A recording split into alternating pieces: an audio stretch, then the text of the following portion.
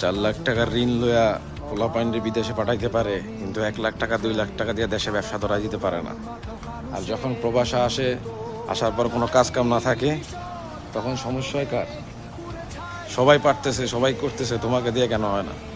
সবার কাজকর্ম আছে, তোমার কেন নাই? দোষ তোমারই। পরিস্থিতি, বাস্তবতা এগুলা কিচ্ছু না।